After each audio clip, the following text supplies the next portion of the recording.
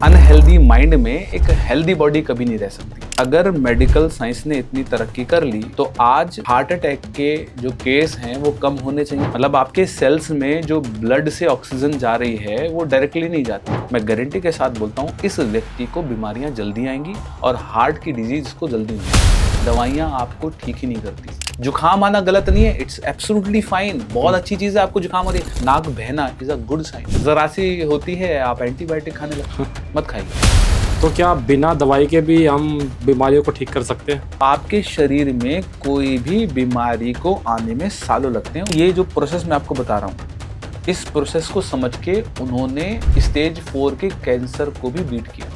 आपका liver fatty है, मैं गारंटी के साथ बोलता हूँ 2 से 3 महीने के अंदर आपका लीवर खुद हील हो जाएगा। लोगों का जो हेल्थ इशू है वो उनके इमोशंस के कारण। ऐसे इंसान के लिए क्या करना चाहिए जिसको शुगर भयंकर वाली है, जिसको कैंसर है, जिसको हार्ट की बीमारी है? मैं कहता हूँ भगवान ने इस भेजे में भेजा तो भेजा, लेकिन इस भेजे को इस्तेमाल कैसे करना है ये नहीं पता। गलत एनएलपी ट्रेनर से ट्रेनिंग लेना एनएलपी की डेंजर साबित हो सकता है। सबकॉन्शियस माइंड आपकी शब्दों की भाषा को नहीं समझता। शरीर का सिर्फ एक ऐसा पार्ट है जो खुद से हील नहीं हो सकता। अगर आज मैं बीमार हूं ना तो इसका जिम्मेदार सरकार है। वो कहते हैं ना कि अगर आप किसी चीज को शिद्दत से चाहते हैं तो पूरी कायनात उसको आपसे मिलाने में लग जाती है। लेकिन कैसे? इसके पीछे का मैकेनिज्म क्या है? इसके पीछे का एल्गोरिदम क्या है? आखिर क्यों इस तरह के डायलॉग को बुना गया है कि आप जो सोचोगे वो हो जाएगा? उसके पीछे की एल्गोरिदम किस तरीके से काम करती है, शायद इस पर बहुत कम लोग बात करते हैं। लेकिन आज हम उसी पर बात करेंगे, और ख़ास करके ये कि अगर आप बीमार हैं, वो कहते हैं ना कि आपकी जो मेडिसिन है वो आपको क्योर नहीं करती है। आपका खाना, आपका मन, आपके इम्यून सिस्टम आपको क्योर करता है। लेकिन उस इम्यून सिस्टम को, उस मानसिक जो आपकी स्ट्रेंथ होती है, पावर होती है, उसको कैसे आप डेवलप कर सकते हैं जिससे कि आप खुद ब खुद ठीक हो सके। और इसी पर बात करने के लिए हमारे साथ है एनएलपी कोच हिमांशु गौर सर, जो कि लाखों लोगों को जो है एनएलपी की ट्रेनिंग देते हैं, और उनके अंदर वो मोटिवेशन और उनके अंदर एक वो बीज जिसे बोलते हैं ना कि मानसिक तरीके से किस तरह आप पावरफुल होकर हर वो काम कर सकते हैं जो आप चाहते हैं। तो चलिए स्वागत करते हैं हिमांशु गौर जी का इन हेल्दी पॉडकास्ट।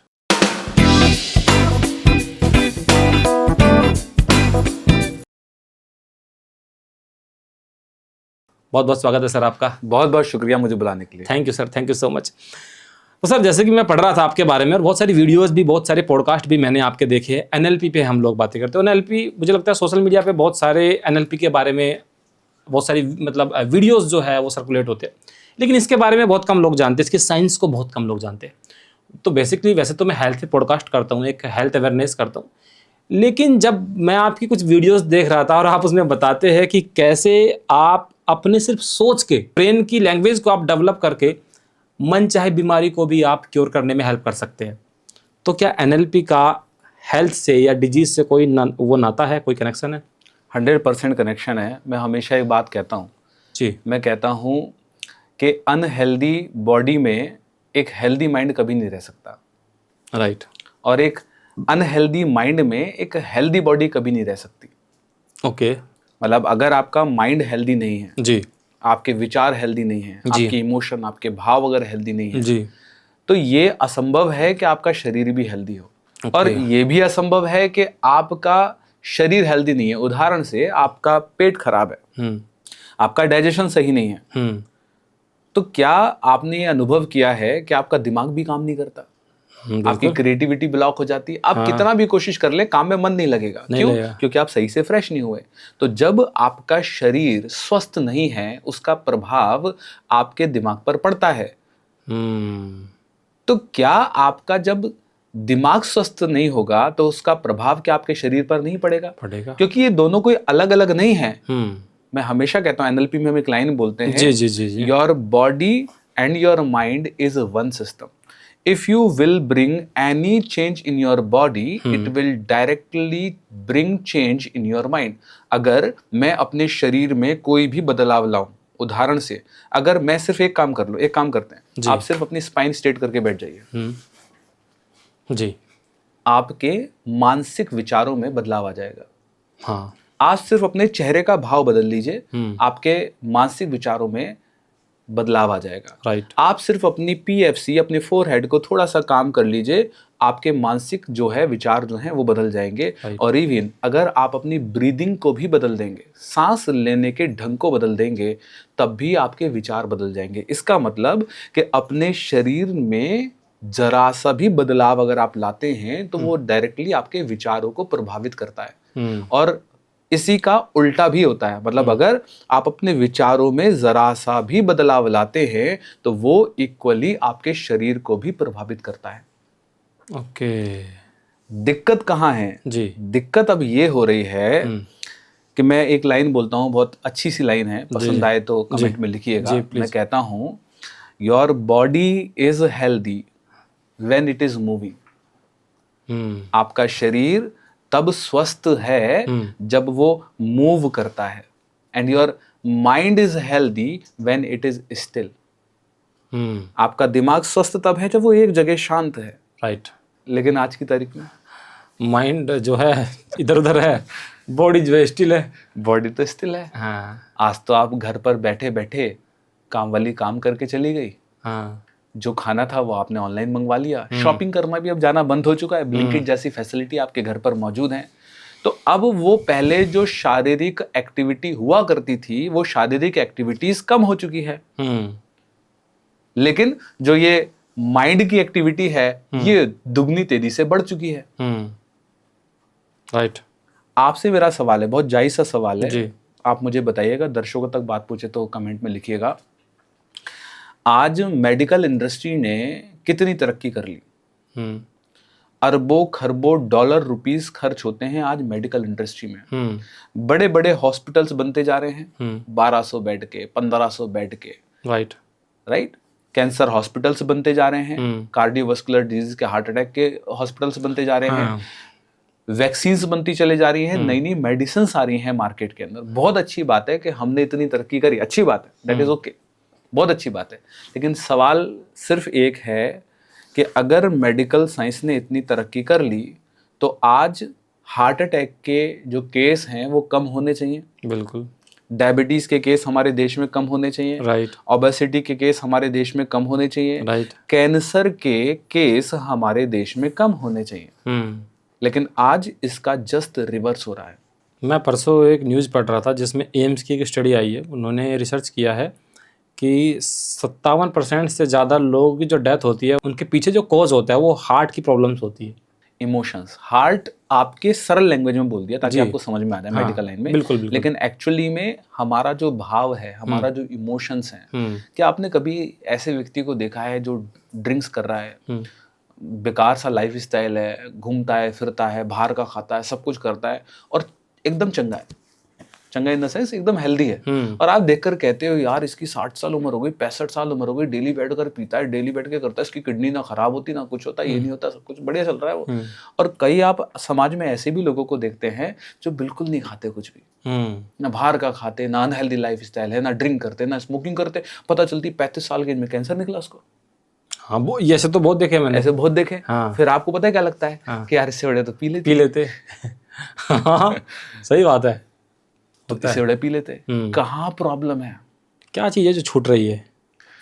जो सबसे महत्वपूर्ण चीज है जो छूट रही है, हमारे शरीर में लगभग 60 ट्रिलियन सेल्स होते हैं। राइट।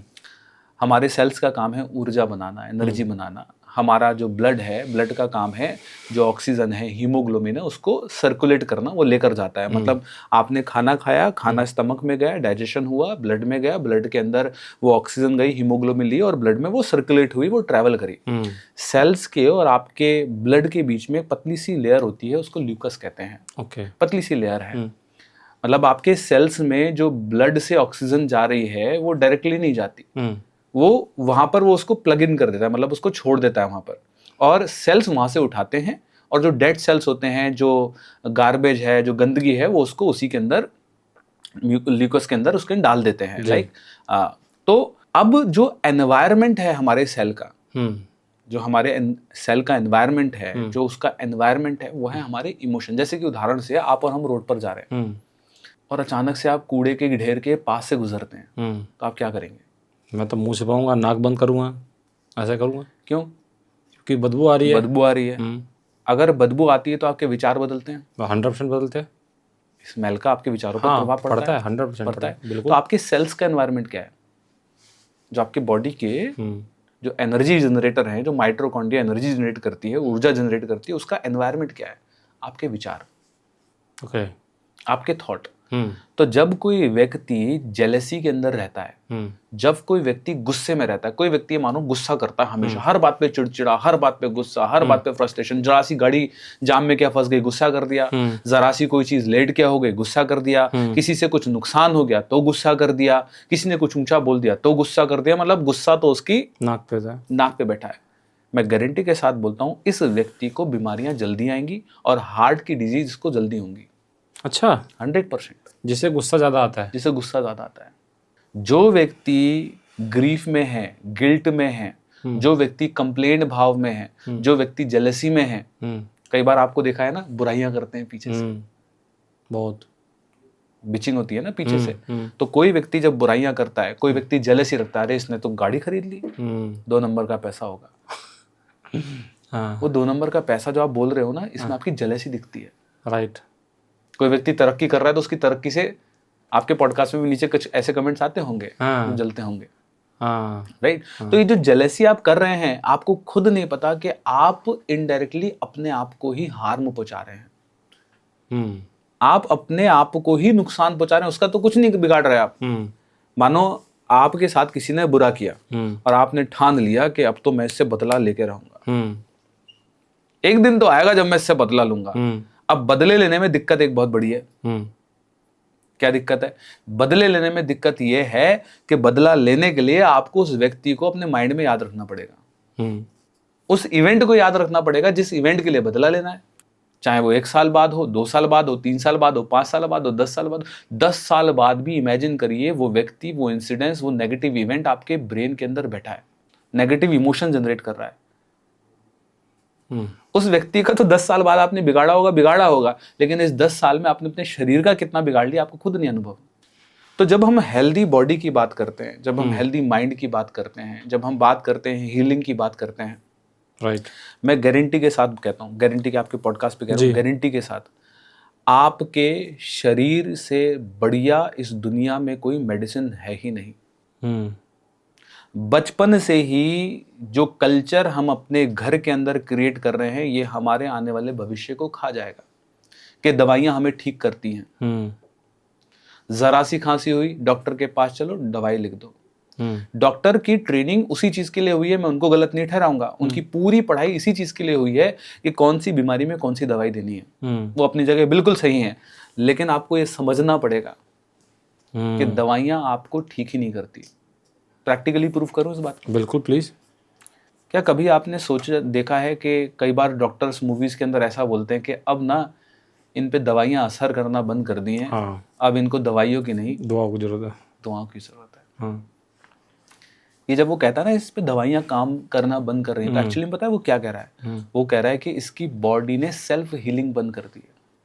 दवाइयां सपोर्ट कर सकती हैं जी, लेकिन शरीर जब तक स्वयं अपने आप को ठीक करने की क्षमता नहीं रखेगा, दवाइयां कुछ भी नहीं कर सकती। ओके। बॉडी सेल्फ हीलिंग, आपका जो इम्यून सिस्टम है, इम्यून सिस्टम 4 प्रकार का है। पहला है आपका बैरियर इम्यून सिस्टम, ये जो स्किन है जी, ये एक इम्यून सिस्टम है। अगर कभी आपने देखा हाथ जल जाता है, छाला हो जाता है। हाँ। ये छाला कोई खराब चीज नहीं है, it is a very good sign that your immunity is working absolutely fine. जुकाम आना गलत नहीं है, इट्स एब्सोल्युटली फाइन, बहुत अच्छी चीज है आपको जुकाम हो रही है। लूज मोशन होना गलत नहीं है, बहुत अच्छी चीज है आपको लूज मोशन हो रहा है। हमें जुकाम होती है, हम तुरंत मेडिकल पे जाते हैं, भैया जुकाम हो रही है, जरा दवाई दे दो, ऐसी देना 1 घंटे में रुक जाए, ठीक हो जाए। अरे आप समझिए, this is the respond of your immune system that your body is responding when some virus bacterial infections trying to enter in your body through your nostril area। तो जो छींक आती है, what is छींक? आप एक्सक्यूज करते हैं ना, छींक आने का मतलब है कि शरीर में कोई वायरस बैक्टीरिया नाक के थ्रू जाने का कोशिश कर रहा था, बॉडी ने, इम्यून सिस्टम ने छींक के माध्यम से उसको प्लग इट आउट कर दिया, बाहर फेंक दिया। तो जब आपका म्यूकस होता है जुकाम क्या है? जुकाम है कि वो वायरस बैक्टीरिया नोज के थ्रू एंटर हो रहा था, राइट, इम्यूनिटी को पता चला जी कुछ अंदर आने की कोशिश कर रहा है, इम्यूनिटी ने क्या किया, म्यूकस बनाया, गाढ़ा किया और उसको बाहर फेंक दिया। नाक बहना is a good sign. Okay. आपने दवाई ली, रोक दिया, वायरस को अंदर ही सुखा दिया। हाँ। थोड़ा सा डिस्कम्फर्ट होगा 3 दिन, 4 दिन, 5 दिन, 7 दिन, लेकिन आई कैन अश्योर्ड आपकी जुकाम स्वयं ठीक हो जाएगी। होता है ऐसे। मतलब मैंने एक मेडिसिनल रिसर्च साइंटिस्ट थे जो भी कफ सिरप पे बहुत पंगा हुआ था ना, तो वो गुरुकुल कांगड़ी में जो है फार्मेसी के अच्छे खासे पोजीशन पे है और फॉर्मुलेशन बनाने में इस पे काम करते हैं। उन्होंने ये बात बोली है कि यार ये खुद ठीक हो जाता है। जब हम कफ सिरप पे बात करने लगे कि एलर्जी जुकाम ये अच्छा साइन होता है, ये 5-6 दिन में अपने आप ठीक हो जाता है, इसको करने की जरूरत नहीं है। बिल्कुल। तो इम्यून सिस्टम को जाने बिना आप कैसे समझेंगे उसको, बॉडी को समझ। तो पहला हो गया हमारा बैरियर इम्यून सिस्टम, जो सबसे आउटर मोस्ट एरिया से बचाने का काम करता है। इसमें स्किन हमारी आती है, ठीक है। तो आर्टिफिशियल स्किन क्रिएट करी इम्यून सिस्टम ने। जब आपका हाथ जला, टेम्परेरी लेयर बनाई ना, और उसके अंदर फ्लूइड आ जाता है, आप देखते हैं ना पस, वो क्या कर रहा है, ताकि बाहर से कोई स्किन के अंदर वायरस एंटर ना हो जाए, इसलिए आर्टिफिशियल छाला बना दिया। कितनी खूबसूरत चीज है, देखो। राइट। दूसरा इम्यून सिस्टम है जिसको हम कहते हैं इनेट इम्यून सिस्टम। इन मतलब अंदर, एट मतलब पहले से, इनेट पहले से जो आपके अंदर है। ये इम्यून सिस्टम सारी स्पीशीज के अंदर होता है। अच्छा। एनिमल्स हैं, ह्यूमन है, सबके अंदर होता है, जो पहले से है ये। और तीसरा इम्यून सिस्टम है जो सबसे पावरफुल है, जो सिर्फ इंसानों में। अच्छा, कौन सा? इनेट इम्यून सिस्टम का काम क्या है? See and kill. Okay. If any virus trying to enter your body through nose, through mouth or through any medium, उसका एक ही काम है, देखो और मारो, शूट एट फर्स्ट साइट। कोई कमांड नहीं है, कोई और कुछ कमांड नहीं है, देखो और सीधा मार दो। लेकिन ये जो तीसरा इम्यून सिस्टम है, ये सिर्फ आपको ह्यूमन बींग्स के अंदर देखने को मिलेगा। ये सबसे खूबसूरत चीज है, और इस इम्यून सिस्टम का नाम है adaptive immune system. Adaptive immune system का काम क्या है? इसका काम है see, take photo, take record and then kill. In future अगर फिर से आए तो रखे। ओके। इसका काम क्या है? वायरस आए, उसका नाम पूछो, उसका पापा का नाम पूछो, उसकी मम्मी का नाम पूछो, कैसे कैसे बनाया, सारी डिटेल लो, फोटो खींचो और फिर मारो, और फिर मारो तो कैसे मरा ये, उसका भी रिकॉर्ड रखो। ओके। तो जब हम बात करते हैं वैक्सीनेशन की, कोविड की वैक्सीनेशन लगी थी, वैक्सीनेशन कोई दवाई है ही नहीं। वही, हाँ, राइट। कोविड तो कंट्रोल मात्रा में कोविड वायरस ही है, वैक्सीनेशन जो आपकी बॉडी में इंजेक्ट की गई।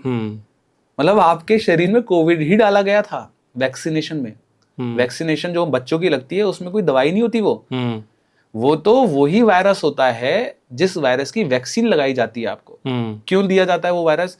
मानो कंट्रोल मात्रा में कोविड-19 आपकी बॉडी में जब गया, तो ये जो एडाप्टिव इम्यून सिस्टम है, ये क्या करेगा, इस कंट्रोल, जो वीक वायरस है, आसानी से मर सकता है, उसको पहचानेगा, उसको मारने का तरीका ढूंढ लेगा और उसको सेव करके रख लेगा, ताकि इन फ्यूचर इसका जब ओरिजिनल वर्जन आए तो कैसे मारा है ये पता हो, ताकि आप उसको मार सके। Right. This much is beautiful your immune system, इतना पावरफुल है। तो आपके जो एंटीबॉडीज होते हैं, आपकी जो इम्यून सिस्टम होता है, अगर इसको आप ट्रेन ही नहीं कर रहे, ट्रेन मतलब आप वायरस से लड़ने ही नहीं दे रहे इसको, आप बीमार होने ही नहीं दे रहे इसको, तो ये तो आपको फिर आगे दिक्कत करेगा। जरा सी होती है आप एंटीबायोटिक खाने लगते हैं।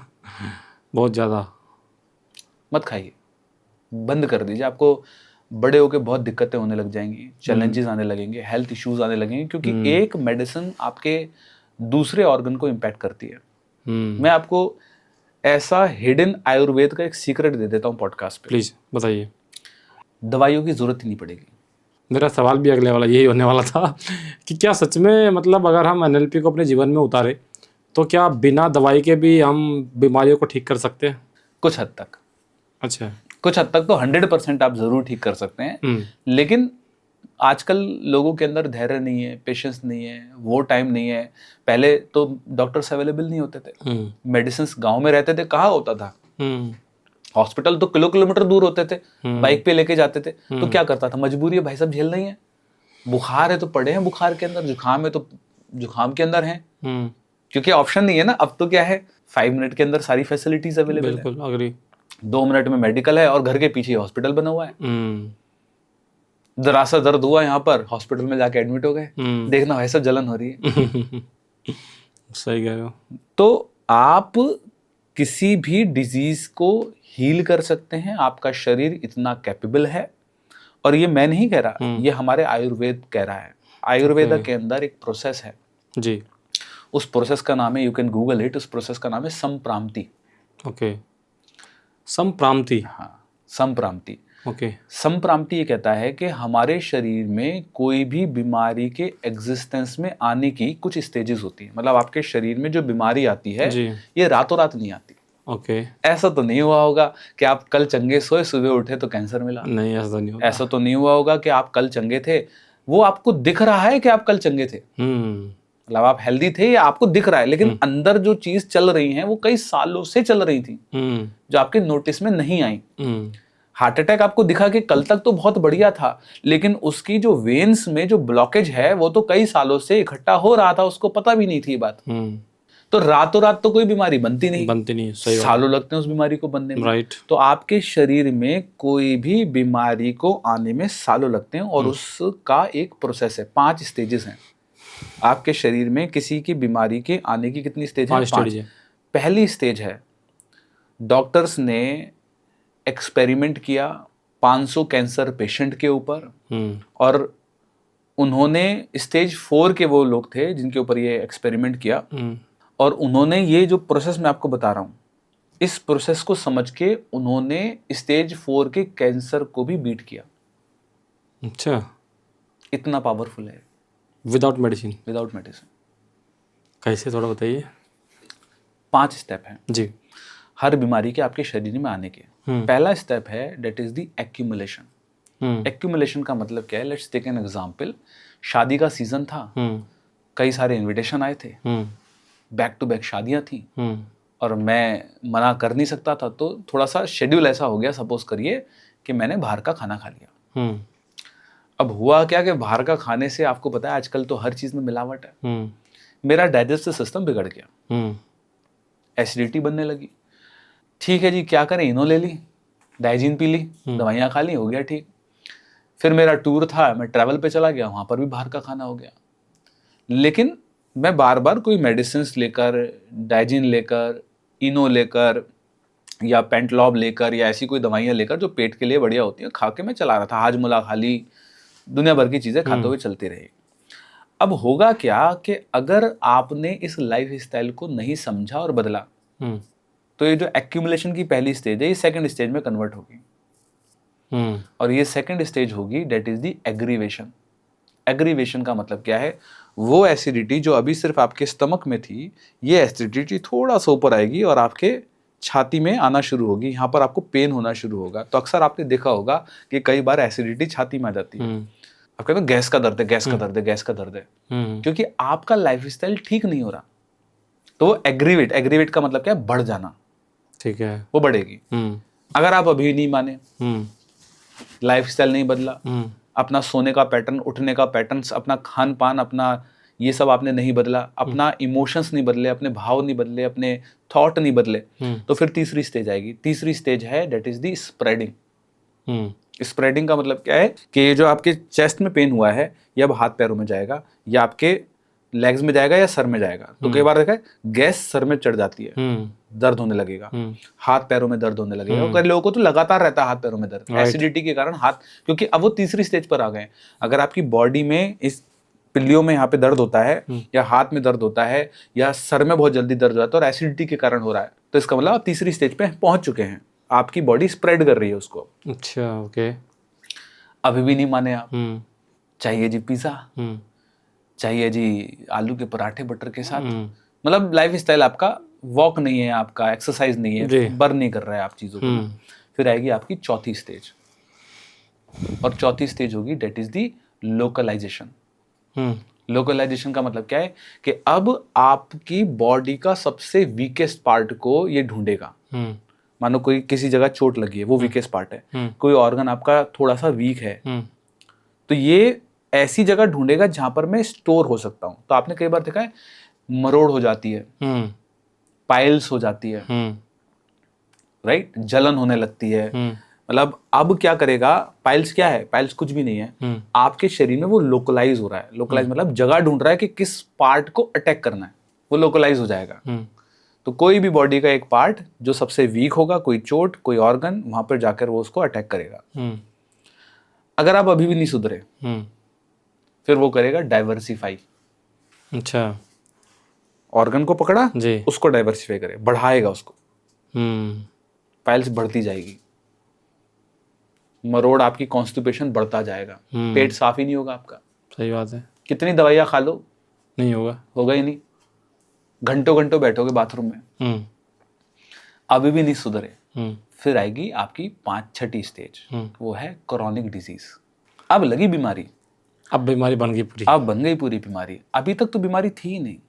किसी भी बीमारी को ठीक करने का तरीका सिर्फ एक ही है, मेडिसिन नहीं है। मेडिसिन खाते रहो जी, डाइजिन पीते रहो, इनो खाते रहो, लेकिन आप जिस दिन, जिस पल, जिस सेकंड अपने एक्यूमुलेशन को समझकर उसको बंद कर दोगे, उस दिन बिना दवाई खाए आपका शरीर खुद ठीक कर देगा। आपके शरीर का हर हिस्सा, हर मतलब हर एक हिस्सा सेल्फ हीलिंग टेंडेंसी के साथ आता है। सेल्फ हीलिंग टेंडेंसी है आपके शरीर के हर हिस्से की। आपका लीवर फैटी है, आप कोई दवाई मत खाओ, खान पान ठीक कर लो, लाइफस्टाइल ठीक कर लो, एक्सरसाइज कर लो, फैट बंद कर लो, मैं गारंटी के साथ बोलता हूँ 2 से 3 महीने के अंदर आपका लीवर खुद हील हो जाएगा। होता है, सेल्फ हीलिंग टेंडेंसी है ना उसके अंदर। शरीर का सिर्फ एक ऐसा पार्ट है जो खुद से हील नहीं हो सकता, हार्ट। सिर्फ एक पार्ट है शरीर का जिसके अंदर सेल्फ हीलिंग टेंडेंसी नहीं है। कौन सा? आपके दांत। आपके टीथ के अंदर सेल्फ हीलिंग टेंडेंसी नहीं है, इसलिए आपको मूर्ख बनाया जा रहा है। पूरी जो ये टूथपेस्ट वाली इंडस्ट्री है आपको बेवकूफ बना रही है। मैं ऐड देखता हूँ, नाम नहीं लूंगा ब्रांड का, कि आप ये टूथपेस्ट करेंगे तो आपके सेंसिटिविटी खत्म हो जाएगी, recommended by doctors. They are making people fool. भाई तुम मुझे बता दो, डेंटिस्ट के पास दांत का इलाज करने के सिर्फ 2 तरीके हैं। पहला, या तो उसको उखाड़ के फेंक दो। हाँ। दूसरा, रूट कनाल ट्रीटमेंट, आरटीसी, कि भाई जो सेंसेशन वो जो रूट नर्व्स कर रही हैं उसको ही डिस्ट्रॉय कर दो, तो आपका पेन एटलीस्ट खत्म हो जाएगा। लेकिन लेटर ऑन वो जो टीथ है वो डैमेज हो जाएगा क्योंकि उसके अंदर जान नहीं बचेगी। इसके अलावा कोई तीसरा अगर इलाज हो तो मुझे बता दो कोई दांत का। कुछ भी नहीं लगता मेरे को। तो ये जो कह रहे हैं कि जी टूथपेस्ट लगाने से सेंसिटिविटी खत्म हो जाएगी, कैसे हो जाएगी? या तो उसके अंदर आप कुछ ऐसा केमिकल डाल रहे हो जो भाई उसको, तो वो हार्मफुल भी होगा आपके लिए। राइट, तो होगा ही। तो टीथ का सबसे ज्यादा ध्यान रखो। अगर एक बार इसमें कीड़ा लगा, एक बार इसमें लाइक कुछ कैविटी लगी, फिर वो अपना आप उसको ठीक नहीं कर सकते। वो खुद से ठीक नहीं होगा, डॉक्टर आपको एक्सटर्नल मदद लेनी पड़ेगी। लेकिन बाकी शरीर का हर हिस्सा सेल्फ हीलिंग टेंडेंसी रखता है। तो अगर आपको एसिडिटी रहती है, अगर आपको कोई और एक्यूट डिजीज है या इवन दी क्रॉनिक डिजीज है, तो एक बार शांति से बैठो और ये देखो कि क्या करने से मुझे प्रॉब्लम हुई थी। Let's take an example. मेरे एक स्टूडेंट हैं, उन्होंने बोला सर मेरे को ना लाइक डाइजेशन में दिक्कत हो गई, क्या मेरे को ना बड़ा एसिडिटी बनती है। मैंने कहा आप एक बार नोटिस करो कि क्या करते हो जिससे आपको एसिडिटी बन जाती है। उन्होंने नोटिस किया तो उन्हें पता चला कि जब जब मैं ना लाइक अरबी खाता हूँ, जिस दिन घर में अरबी बनती है मेरे को डाइजेशन में दिक्कत हो जाती है। बैगन बनता है या ऐसी जो बाई बनाती हैं सब्जियां, वो खाता हूँ तो मुझे दिक्कत होती है। मैंने कहा घर में अरबी लाना बंद कर दो। आप यकीन नहीं करोगे, पाइल्स की पहली स्टेज पे पहुंच गया था वो व्यक्ति। मतलब डॉक्टर पे गया था, ब्लड आना शुरू होता था उसको। कह रहा सर मैं ठीक हो गया पूरी तरीके से सिर्फ अरबी बंद करने से। अब अगर आप इस एक्यूमुलेशन को नहीं पहचानो और पीछे से क्या करते रहो, खाते रहो और मेडिसिन लेते रहो, तो मेडिसिन क्या कर रहा है? मेडिसिन बुरी नहीं है, उसका काम है, वो कर रहा है। लेकिन जब तक आप उसको समझोगे नहीं, उसको बंद नहीं करोगे, लाइफस्टाइल को चेंज नहीं करोगे, खान पान को नहीं चेंज करोगे, आप कितनी भी दवाइयां लेते रहें आपको रिलीफ नहीं मिलेगा, वो बढ़ती ही रहेगी। सर मुझे एक बात बताइए, बिल्कुल आपकी बात सही है। अब खान पान को हम बंद कब नहीं कर पाते? जब हमारे अंदर क्रेविंग होती है उधर ना, कि ये मैं छूटती नहीं यार, मुझे बहुत पसंद है। जंक फूड सबको पसंद है, सब चाहते हैं कि खाए। जिसको क्रेविंग होती है वो मतलब सोचता है कि कुछ भी करके जंक फूड खाना है।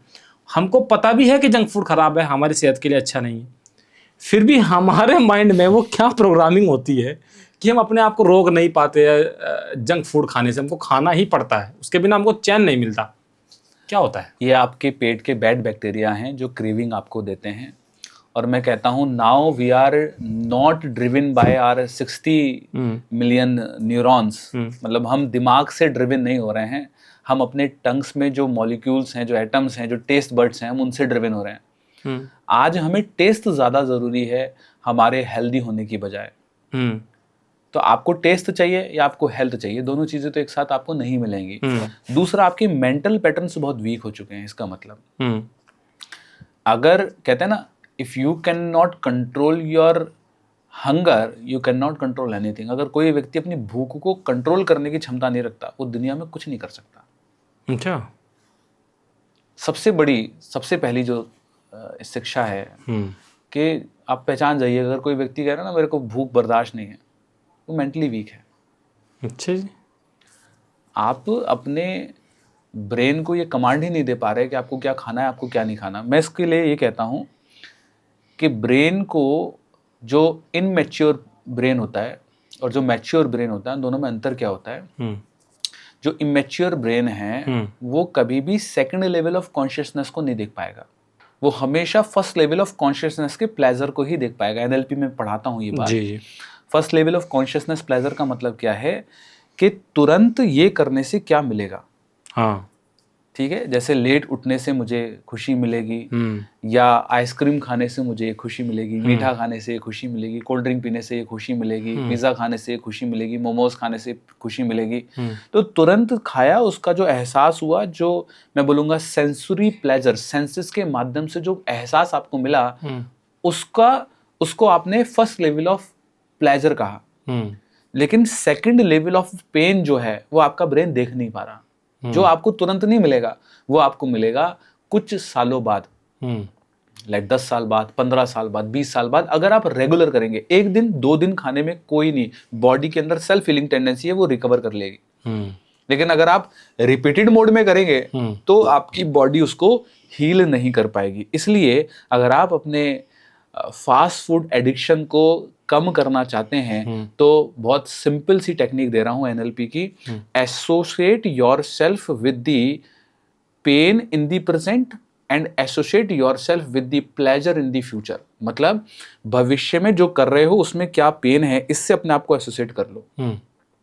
क्योंकि आपके ब्रेन का एक ही फिनोमेना है, go away from the pain, pain से हमेशा दूर भागेगा। मतलब आप देखिए, हर उस काम में जिसमें तकलीफ है, जिसमें कष्ट है, जिसमें प्रॉब्लम है, जिसमें चैलेंज है, आपका ब्रेन कहेगा बाद में करते हैं। सुबह उठने में पेन है, मेहनत करने में पेन है, किसमें प्लेजर है? कुछ ना करने में प्लेजर है। पहले हमारे घर में खाना हल्की आंच पर चूल्हे पर देर तक पकता था, टाइम लगता था ना बनाने में, वेजिटेबल्स को काटने में 3-3 लोग बैठते थे। राइट। अब इतना समय नहीं किसी के पास, तो फास्ट फूड क्या है? फास्ट का मतलब फटाफट बनाओ, फटाफट खाओ। तो इसलिए फर्स्ट लेवल ऑफ एक्शन में अगर आपको प्लेजर नजर आ रहा है तो आपका ब्रेन अभी मैच्योर है। अच्छा। फर्स्ट लेवल ऑफ कॉन्शियसनेस में जो व्यक्ति, सेकंड लेवल ऑफ कॉन्शियसनेस में जो व्यक्ति पेन देख लेगा, या फिर जो व्यक्ति फर्स्ट लेवल ऑफ कॉन्शियसनेस के पेन को एक्सेप्ट कर लेगा। मानो जिम जाना एक पेनफुल प्रोसेस है जी। ये क्या है? फर्स्ट लेवल ऑफ कॉन्शियसनेस से पेन होगा जी, डंबल उठाऊंगा, एक्सरसाइज करूंगा, ये करूंगा, सुबह उठूंगा। लेकिन सेकंड लेवल पे क्या है? सेकंड लेवल पे तो प्लेजर है ना, आपकी बॉडी हेल्दी बनेगी, एक्सरसाइज करोगे तो, वॉक करोगे तो मैच्योर ब्रेन जो होंगे वही यहाँ तक पहुंच पाएंगे। इसलिए क्या आपके ब्रेन को कमांड देनी है? आपको प्रेजेंट में पेन से एसोसिएट करना है, अगर वो अनहेल्दी है तो। ठीक है, अगर वो हेल्दी है तो उसमें प्लेजर से एसोसिएट करना है। और फ्यूचर में अगर अनहेल्दी है तो फ्यूचर के पेन से एसोसिएट करना है, जुड़ना है। और अगर वो हेल्दी है तो फ्यूचर के प्लेजर से एसोसिएट करना है। जो हेल्दी है वो उसमें प्रेजेंट में तकलीफ होगी, और जो अनहेल्दी है उसमें प्रेजेंट में प्लेजर नजर आएगा। हमेशा याद रखिए, there is a huge difference between the pleasure and the happiness. कैसे? जो खुशी आपको आपके सेंसेस के अभाव से मिल रही है उसको आप प्लेजर कहते हैं। छूकर, टेस्ट कर, स्मेल से, आंखों से, सेंसेस से। अभी तो आपको टेस्ट से मिल रही है ना वो खुशी। राइट। ठीक है, वो कोई परमानेंट खुशी तो है नहीं, टेम्परेरी खुशी है। राइट। जब तक टेस्ट मिलेगा तब तक खुशी मिलेगी। हैप्पीनेस क्या है? हैप्पीनेस सेंसरी प्लेजर्स नहीं होता, वो पर्पसफुल होता है। उसके लिए आपको सेंसेस को सिग्नल देने की नीड नहीं है, राइट। जैसे स्वामी विवेकानंद हुए या हमारे गौतम बुद्ध हुए जी। तो ये लोग जो थे ये यूडोमोनिक हैप्पीनेस से कनेक्टेड थे, ऑथेंटिक हैप्पीनेस से कनेक्टेड। और आज की तारीख में लोगों को हैप्पीनेस का मतलब भी नहीं पता, क्या खुशी होती है। उनको लगता है पैसा खुशी है। आज की तारीख के अंदर यकीन मानिए, आज की तारीख में हमारी 5 एरियाज ऑफ लाइफ हैं। पैसा है, रिश्ते हैं, सेहत है, हमारा मेंटल बीइंग है और हमारा कारोबार है। दिक्कत पता है क्या हो गई है जी। इन 5 की बजाय हमने सिर्फ एक जिंदगी को सब कुछ मान लिया, पैसे की जिंदगी। बोलते पैसे बिना कुछ है ही नहीं, पैसा जरूरी है। पैसा जरूरी है, लेकिन उतना ही जरूरी आपके संबंध भी हैं, उतने ही जरूरी आपकी सेहत भी है, और उतने ही जरूरी आपके मानसिक पीस भी है। मतलब मैं ये नहीं कह रहा कि पैसा जरूरी नहीं, बिल्कुल जरूरी है, लेकिन पैसे के साथ में आपकी सेहत भी उतनी ही जरूरी है जितना जरूरी पैसा है। जितना जरूरी सेहत है उतनी ही जरूरी रिश्ते हैं। चलो आप मुझे बताओ, आप पे बहुत पैसा है लेकिन आपके संबंध सही नहीं है आपके लाइफ पार्टनर से, पूरा जीवन ही पूरा दिन स्ट्रेस में रहेगा आदमी, चाहे कितना पैसा हो। कर लोगे कुछ काम? आप नहीं कर पाएंगे। घर में अगर रोज लड़ाई हो रही है, लगेगा काम में मन? किसी चीज में लगेगा? नहीं लगेगा। आप मुझे बताओ, आप पे बेइंतहा पैसा है लेकिन बेड पे पड़े हो, रोज 4 मेडिसिन खाते हो, कोई फायदा नहीं है। कुछ फायदा है उसका? पैसा जरूरी है, I am not saying that money is not important, but the balance between money, health, relation and your mental being is also equivalent important. Okay. ज्यादातर लोगों का जो हेल्थ इशू है वो उनके इमोशंस के कारण है। अच्छा। इमोशंस दिल में लेकर बैठे हैं, तो उससे हेल्थ पे कैसे इम्पैक्ट पड़ता है? जब आपका भाव ठीक नहीं होगा तो आपके सेल्स का एनवायरनमेंट टॉक्सिक होगा। जब आपके सेल्स का एनवायरनमेंट टॉक्सिक होगा तो आपकी हीलिंग टॉक्सिक होगी, आप अनहेल्दी होंगे। मैंने क्या कहा? Unhealthy mind can not have the healthy body. कंधे झुके हुए होंगे, मुंह लटका हुआ होगा, तो शरीर पे तो इम्पैक्ट पड़ेगा उसका। 4 बीमारियां आपके शरीर में खुद ही आने वाली हैं, कितना भी कुछ कर लीजिए। इमोशन सबसे पावरफुल चीज है, खाने से भी ज्यादा। इमोशन को कैसे रेगुलेट करना चाहिए, खास करके वो लोग जो एक क्रोनिक डिजीज से गुजर रहे हैं? अब सर सिंपल सी बात है, अगर मान लीजिए किसी को कैंसर है तो वो चैन से तो नहीं रह पाएगा, दिमाग में रहेगा कि यार पता नहीं कितने दिन है मेरे पास, मेरा ये काम नहीं हुआ, बच्चों की शादी नहीं हुई, अगर वो मैरिड है तो बहुत कुछ देखना बाकी था। तो इस तरह के विचार जो है अंदर ही अंदर उसके घूमते रहते हैं, जिससे कि जैसे कि आपने बोला सेल्स का एनवायरनमेंट उसका टॉक्सिक हो जाएगा। ऐसे इंसान के लिए क्या करना चाहिए जिसको शुगर भयंकर वाली है, जिसको कैंसर है, जिसको हार्ट की बीमारी है? उसके तो कभी विचार अच्छे हो ही नहीं सकते, मुझे तो नहीं लगता हो पाएंगे। 100% हो सकते हैं। कैसे? जिस व्यक्ति को कैंसर है, जिस व्यक्ति को डायबिटीज है, जिस व्यक्ति को कोई बीमारी है, वो कैसे उस बीमारी को ठीक कर सकता है अपने इमोशंस को ठीक कर वो मैं बता देता हूँ जी। सबसे पावरफुल और सबसे बेस्टेस्ट वे है, डॉक्टर डेविड हॉकिंस ने एक रिसर्च करी और उस रिसर्च में उन्होंने बताया जी कि हमारे जो इमोशंस होते हैं उनकी एक फ्रीक्वेंसीज होती हैं। ओके, ठीक है। शेम की एक फ्रीक्वेंसी है, गिल्ट की एक फ्रीक्वेंसी है, एपैथी की एक फ्रीक्वेंसी है, लव की एक फ्रीक्वेंसी है, जॉय की एक फ्रीक्वेंसी है, एनलाइटमेंट की एक फ्रीक्वेंसी है। तो जब आप लोअर फ्रीक्वेंसीज में ऑपरेट करते हैं तो आप अपने जीवन में वो चीज़ों को प्रभावित करते हैं, अट्रैक्ट करते हैं जो लाइफ में लोअर फ्रीक्वेंसीज में चीज़ें ऑपरेट करती हैं। और जब तक आप अपने भाव नहीं बदलेंगे, इमोशन नहीं बदलेंगे, आपकी लाइफ में जो आउटकम्स हैं, रिजल्ट्स हैं, वो भी नहीं बदलेंगे।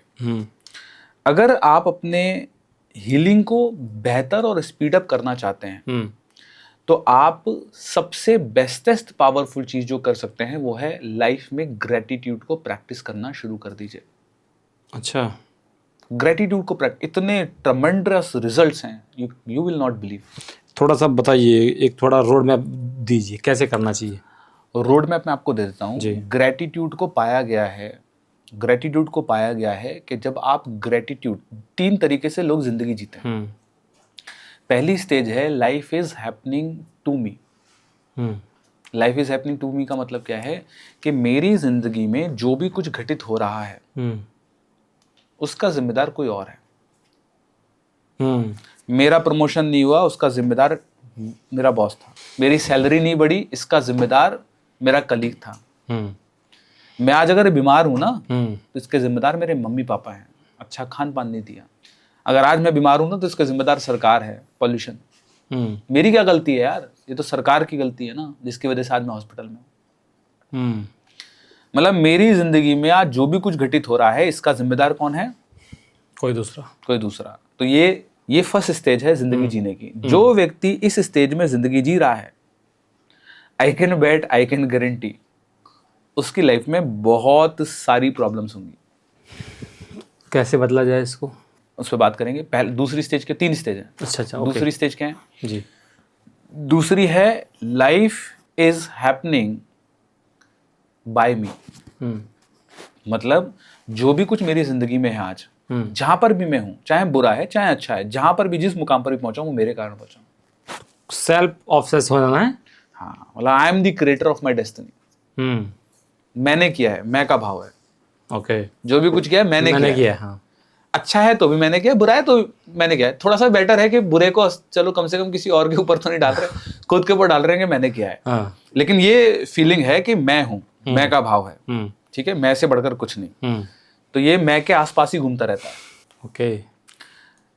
थोड़े दिन तक तो चल जाता है ये इस विचार से जीवन, लेकिन आगे चल के दिक्कत आती है इसमें भी। अच्छा। और फिर तीसरी स्टेज आती है life is happening through me. Through me का मतलब क्या है? आज जो भी कुछ है, जहां भी हूं, जिस भी मुकाम पर हूं, चाहे अच्छा है चाहे बुरा है, इसको करवाने वाला कोई और है। मैं तो सिर्फ एक जरिया भर हूं। मतलब जो भी कुछ हो रहा है वो बाहर एक डिवाइन सोल है जो मुझसे करवा रही है। आप देखेंगे, नोटिस करेंगे कि पहली स्टेज और दूसरी स्टेज में आपकी जिंदगी, दोनों ही स्टेज में बाहरी चीजों पर निर्भर है। तो पहली स्टेज में भी आपकी चीजें जो लाइफ में घटित हो रही हैं वो आप बाहरी चीजें ही कंट्रोल कर रहे हैं, और तीसरी स्टेज में भी जो चीज घटित हो रही हैं वो बाहरी चीजें ही कंट्रोल कर रहे हैं। अंतर कहाँ है? अंतर है कि आप पहली स्टेज में बाहरी चीजों को कंप्लेंट भाव से जी रहे हैं। अच्छा भाई, आप पहली स्टेज में क्या करें? बॉस के कारण नहीं हुआ, कंप्लेंट है। हाँ। तीसरी स्टेज में आप क्रेडिट दे रहे हैं दूसरे को कि थैंक गॉड ये नहीं हुआ, अगर ये हो जाता तो मैं आज अपनी कंपनी नहीं खोलता, अगर प्रमोशन मिल जाता, मेरी सैलरी 50 से लाख हो जाती तो शायद मैं जॉब ना छोड़ता। थैंक यू गॉड, मेरे बॉस ने मुझे प्रमोशन नहीं दिया, शुक्रिया शुक्रिया शुक्रिया। नेगेटिव परिस्थिति में भी थैंक्स कर देना। ये किताब है जी, मैं आपकी तरफ फेंकता हूँ, क्या करेंगे आप? एवरेज अगर मैं बताऊँ, एवरेज माइंड सेट से बताऊँ तो मैं सोचा कि मेरे को क्यों मारी, मैं वापस फेंक के मारूंगा एवरेज। लेकिन उससे पहले तो पकड़ोगे। हाँ, पकड़ेंगे, बिल्कुल पकड़ेंगे। या तो पकड़ोगे या साइड में बच जाओगे। बिल्कुल बिल्कुल, 2 ही चीजें करोगे। हाँ, यही करूँगा। और सेकंड मैं ये करूँगा कि थैंक यू कि मुझे एक अच्छी किताब मिली है जिसको पढ़ के मैं कुछ कर सकता हूँ। मतलब आपका फेंकना सफल हो गया। यूनिवर्स का जिंदगी का एक ही काम है। ये किताब क्या है? किताब है घटना जो आपके साथ घटित हुई। ध्यान से सुनना जी। यूनिवर्स का काम क्या है? समझ गया मैं। आपके जीवन में घटनाओं को घटित करना। सुबह उठने से लेकर रात तक घटनाएं घटित होंगी। जब मैं घटनाएं कहता हूं तो घटनाएं का मतलब ना नेगेटिव है ना पॉजिटिव है, वो सिर्फ घटनाएं जो घटित हुई। घटने का मतलब है घट मतलब कम, लेस हो गई, घटना घट गई। जैसे कि उदाहरण से अभी सर्दियों का मौसम है, सर्दी हुई, तो सर्दी एक घटना है जो घटित हुई। लेकिन ये सर्दी अच्छी है या सर्दी बुरी है? एक सर्दी में सुबह उठा, कोहरा था, फॉग था, बोला क्या बढ़िया मौसम है, आज मजा आ गया। एक व्यक्ति उठा, बोला कोहरा है, सर्दी, अरे यार आज तो बहुत खराब मौसम है। मौसम ना खराब है ना बढ़िया है, मौसम तो मौसम है। आप उसको किस नजर से देखते हैं उस पर डिपेंड करता है। यस। तो ये खराब और अच्छा आपके दिमाग में है बस। बारिश घटना एक घटना है जो घटित हुई, फोन चुर जाना एक घटना है जो घटित हुई, लॉस हो जाना है घटनाएं घटित हुई, अनहेल्दी होना, बीमारी लग जाना है घटनाएं जो घटित हुई। ये सिर्फ एक घटना है जो घटित हो गई, लेकिन इस घटना के पीछे जो आपका पर्सपेक्टिव है, जो आपका रिस्पॉन्ड है, जो आपका इमेज है, जो आपका अनुभव है, जो आपका इम्प्रिंट है, जो आपका परसेप्शन है, जो बनता है दिमाग के अंदर, वो डिसाइड करता है कि आपको रिजल्ट में क्या मिलेगा। तो जो व्यक्ति बारिश को देखकर ये कह रहा है कि यार आज का दिन तो खराब हो गया, साला बारिश आ गई, बारिश को क्या आपने बंद कर दिया? नहीं। बारिश को क्या रोक दिया आपने? कुछ भी नहीं कर सकते आप। लेकिन जब आपने इसकी कंप्लेंट भाव दिया, जब आपने इसकी बुराई करी, तो आपने अपने आप को ही हर्ट किया, अपने इमोशंस को नेगेटिव किया। और आपका यूनिवर्स कैसे काम करता है, बहुत सिंपल तरीके से आज आपकी ऑडियंस को बता देता हूँ। आपकी जिंदगी वैसे ही काम करती है जैसे इंस्टाग्राम काम करता है। नोटिस करना, कभी इंस्टाग्राम पे कोई रील आई, आपने उसको देखा, दूसरी रील आई, आपने उसको देखा, अब इंस्टाग्राम समझ रहा है इसको क्या देखना है, आपके फीड में वैसी ही वीडियो दिखाने लगेगा जैसी आपने उससे पहले देखी थी। राइट। 5 वीडियो पे क्लिक कर लो, पूरा इंस्टाग्राम उसी वीडियो से भर जाएगा। होता है ऐसे। यूनिवर्स भी ऐसे ही आपको समझता है कि इसको चाहिए क्या। यूनिवर्स कैसे समझ रहा है, इसको चाहिए क्या।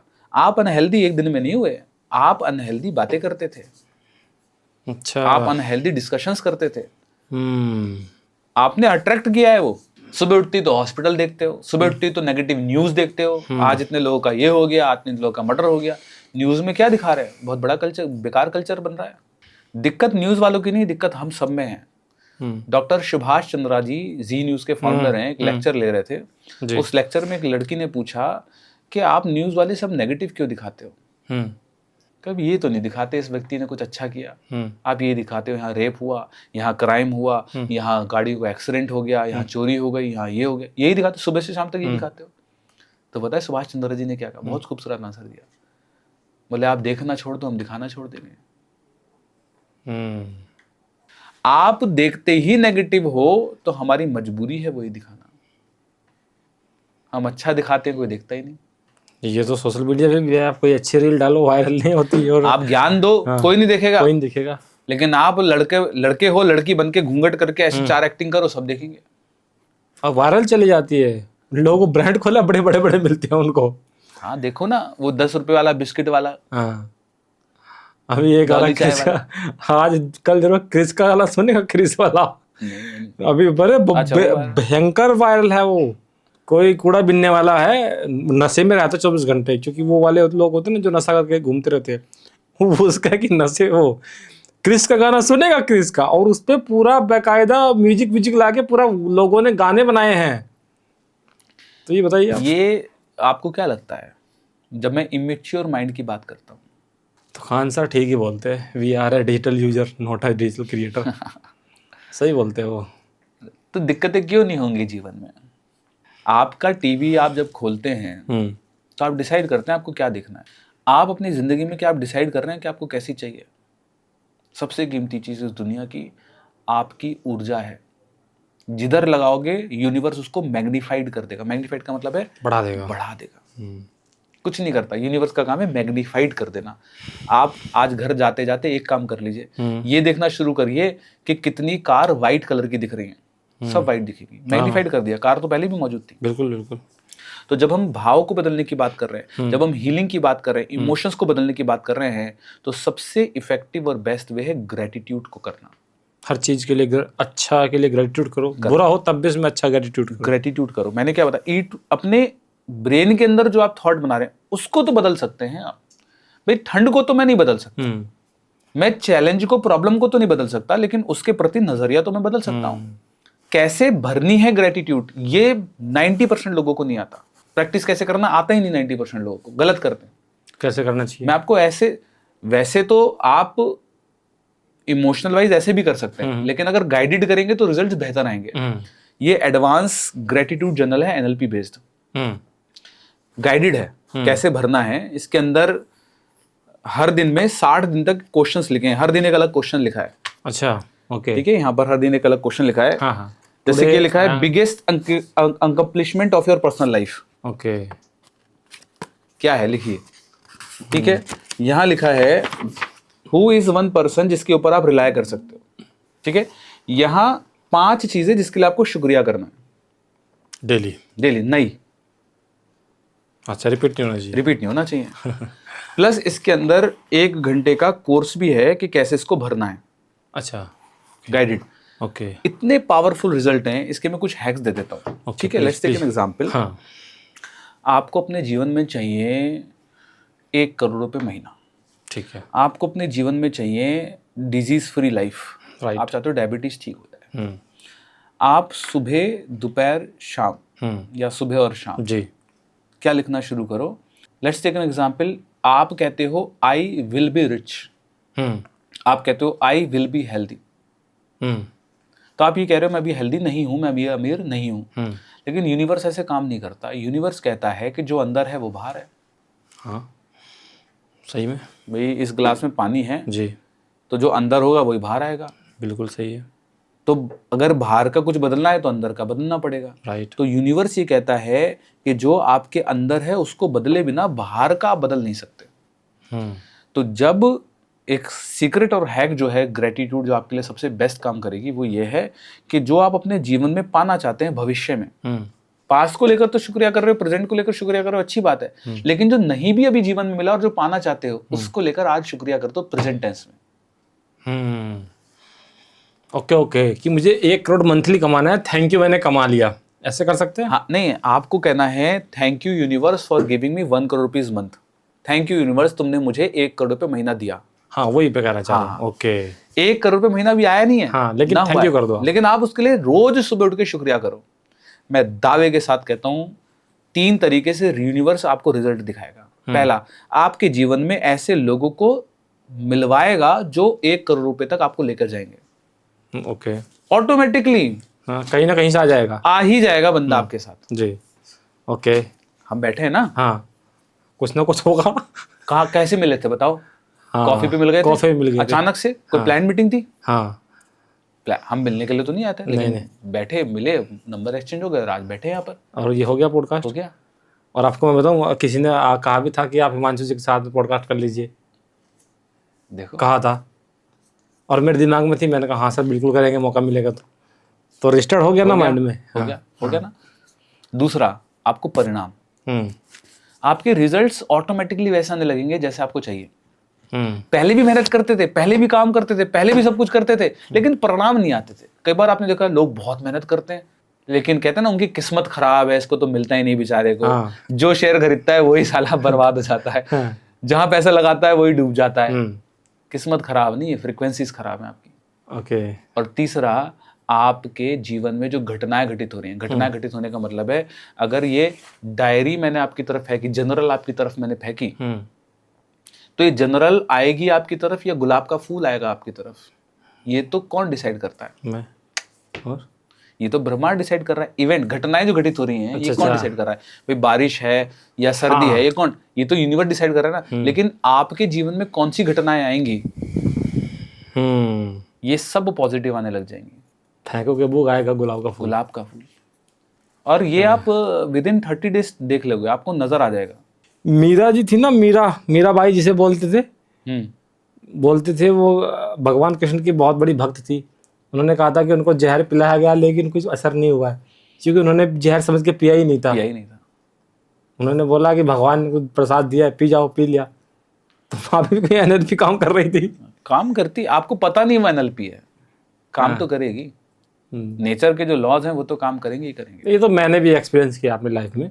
ये हालांकि इसको एक नाम एनएलपी अब आके मुझे समझ में आया कि अच्छा ये इसका भी एक साइंस है, ये किस्मत नहीं है, इट्स अ साइंस और प्रूफ साइंस है कि आप साइंस है किस तरीके से आपके इमोशन को, जी, पैटर्न्स हैं। हाँ। हालांकि 1 घंटे के पॉडकास्ट में एनएलपी को समझना असंभव है। अग्री, मैं बिल्कुल अग्री करता हूँ। मतलब मैं अगर बताऊं 25 to 30 आवर्स का कंटेंट है, और तब भी मुझे लगा कुछ ना कुछ छूट जाएगा। इतना बड़ा कंटेंट है और एक बार में समझ में नहीं आएगा आपको।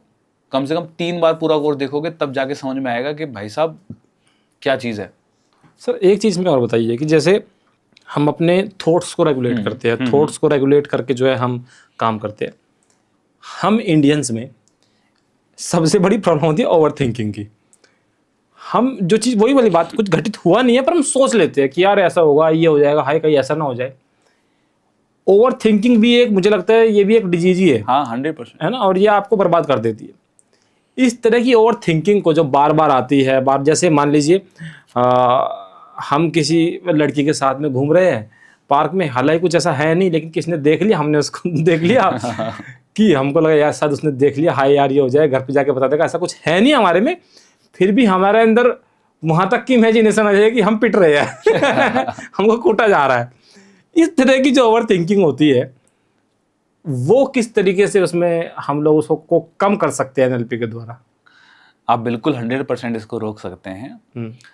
अपने ब्रेन को समझ लिए तो आप सब कुछ समझ लिए। मैं कहता हूं भगवान ने इस भेजे में भेजा तो भेजा, लेकिन इस भेजे को इस्तेमाल कैसे करना है ये नहीं भेजा। अब ये भेजा आपको फ्राई कर रहा है। सही बात है। आपका ब्रेन का फंक्शनिंग का एक फिनोमिना है जी, और ये फिनोमिना है N+1 frame. N+1। N+1, N+1 का मतलब क्या है कि आपका ब्रेन 24/7 प्रिडिक्ट कर रहा है कि अगले मोमेंट में क्या होने वाला है, ताकि उस हिसाब से वो प्रिपेयर्ड हो सके। तो जब आप कॉमेडी नाइट विद कपिल देखते हैं और कॉमेडी नाइट विद कपिल में कपिल शर्मा कोई डायलॉग बोलता है, तो आपका ब्रेन प्रिडिक्ट कर रहा है कि अगले पल में ये बोलेगा, और वो नहीं बोलता वैसा, कुछ अलग बोल देता है, तो आप कहते हैं वाह क्या कॉमेडी है।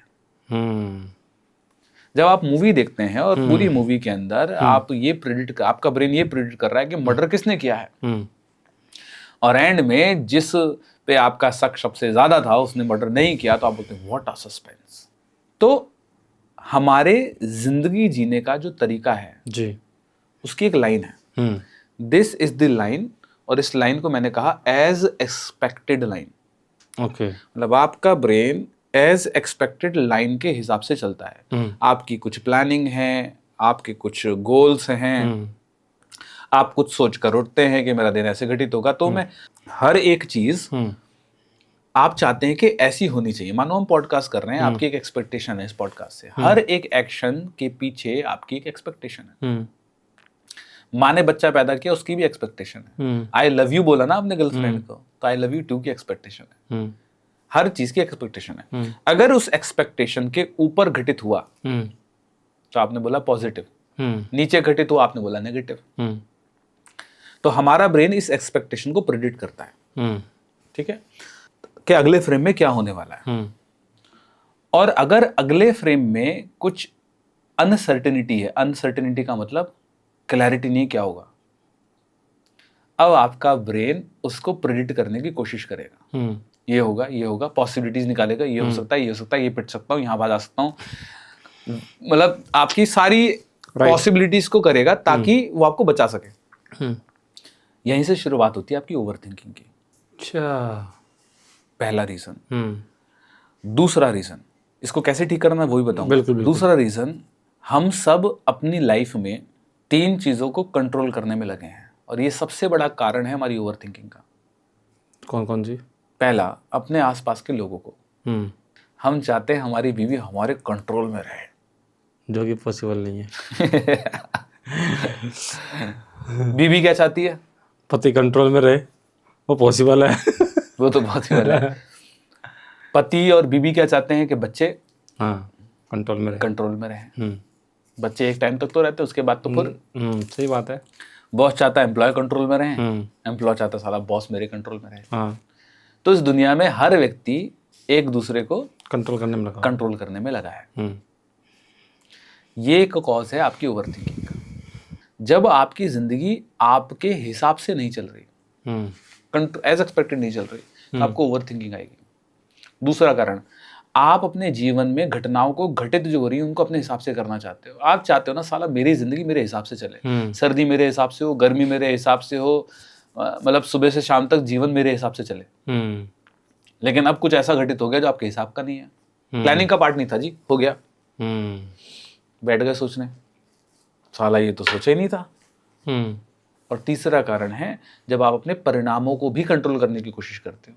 मानो आपने पॉडकास्ट शूट किया, आपके परिणाम एक्सपेक्टेशन है ना कि इतने व्यू आने चाहिए, राइट, इतना प्रॉफिट ये होना चाहिए, अब नहीं आए जी, फिर ओवर थिंकिंग, नेगेटिव इमोशन सब जागृत हो जाते हैं। तो ओवर थिंकिंग को कंट्रोल करने का सबसे बढ़िया तरीका है इज एज एक्सपेक्टेड लाइन को खत्म कर दो। किसी से कुछ एक्सपेक्ट मत करो, साधु बन जाओ एकदम। साधु बनना नहीं बोले, नहीं मैं वैसा कह रहा हूँ। हाँ, जैसे कि वो थोड़े कि किसी समाज से कुछ मतलब ही नहीं है, कुछ एक्सपेक्ट नहीं है कि कुछ देगा। किसी से कोई उम्मीद मत रखो। हाँ वही मैं कहना चाह रहा एक्सपेक्टेशन मत रखो, हूँ। ना अपनी वाइफ से, ना अपने बच्चों से, ना अपने माता पिता से। एक्सपेक्टेशन ना करने का मतलब ये नहीं कि आप खुद उनसे से प्यार, भी खुद से भी नहीं रखो, खुद से भी कोई उम्मीद मत रखो। ऐसा ऐसा नहीं लगता, मतलब जब मैं समझ पा रहा हूँ, मान लीजिए मैंने उम्मीद छोड़ दी। उम्मीद क्या है? उम्मीद मेरा एक मोटिवेशन है, जिससे कि मैं चाहता हूँ कि 1 करोड़ रुपए पर मंथ पे मैं जाऊं, लेकिन मैंने ये उम्मीद ही छोड़ दी खुद से कि मैं नहीं जा सकता, तो फिर वो तो मेरा मोटिवेशन डाउन नहीं हो जाएगा? फिर कैसे चीज़ें, इमोशन डेवलप होंगे मेरे अंदर वो काम करने के? चलिए मैं एक उदाहरण से समझाता हूँ। एक सामने गोल लगाते हैं, गोल समझ के जो ऐसे करके मारते हैं, हाँ।